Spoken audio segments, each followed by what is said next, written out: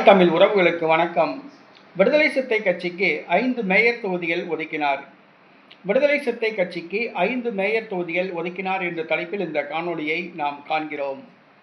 2026 தமிழக சட்டசபை தேர்தல் திமுகவுடன் இணைந்து தேர்தலை சந்தித்தது விடுதலை சிறுத்தை கட்சி. 8 தொகுதியில் போட்டியிட்டு 2 தொகுதிகளில் வெற்றி பெற்றது. தேர்தலுக்கு பிறகு தமிழக வெற்றி கழகத்துடன் கூட்டணி ஆட்சி அமைத்துள்ளது. வன்னியரசு அமைச்சராக உள்ளார். இந்த சூழ்நிலையில் திமுக கூட்டணிக்கு மீண்டும் செல்லலாம் என்று பேசப்பட்டது. தவேகா கூட்டணியிலிருந்து திருமாவளவன் விலகலாம் என்று கூறப்பட்டது. அதே நேரத்தில் தமிழக வெற்றி கழகம் திருமாவளவனை கை கழுவ முன் வந்தது. பாமகவுடன் நெருக்கம் காட்டியது. இந்த சூழ்நிலையில்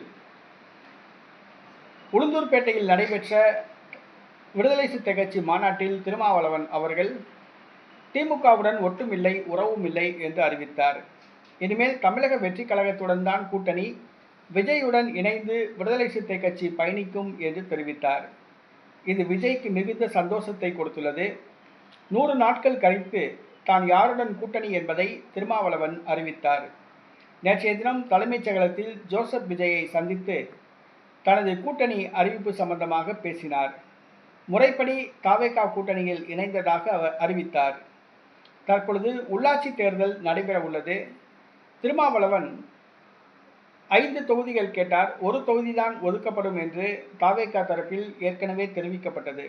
ஆனால் விடுதலை சிறுத்தை கட்சி மாநாட்டில் கூட்டணியை உறுதிப்படுத்திய காரணத்தினால் திருமாவளவனுக்கு 5 மேயர் தொகுதிகள் வழங்க ஜோசப் விஜய் முடிவு செய்துள்ளார். சென்னை, விழுப்புரம் உள்ளிட்ட 5 மேயர் தொகுதிகள் ஒதுக்க முடிவு செய்துள்ளார். இது திமுகவுக்கு மிகப்பெரிய அதிர்ச்சியை கொடுத்துள்ளது. விடுதலை சிறுத்தை கட்சியை ஏன் இழந்தோம் என்று திமுக தற்பொழுது இயங்க ஆரம்பித்துள்ளது.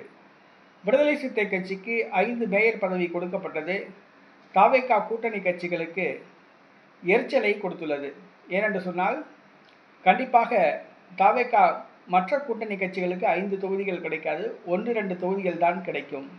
தற்பொழுது விடுதலை சிறுத்தை கட்சி முந்திக்கொண்டு தவேகாவுடன் கூட்டணியை அறிவித்து 5 மேயர் தொகுதிகளை பெற்றுக்கொண்டுள்ளது.